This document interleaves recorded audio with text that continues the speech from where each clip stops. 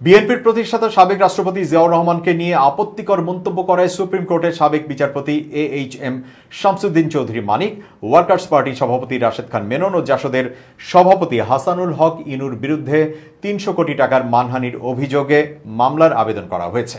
২২ August বৃহস্পতিবার ঢাকার metropolitan magistrate Saiful ইসলামের আদালতে মোহাম্মদ জিয়াউল হক নামে এক আইনজীবী বাদী হয়ে মামলার আবেদন করেন। আদালত বাদীর জবানবন্দি গ্রহণ করে আদেশ অপেক্ষমান রেখেছেন।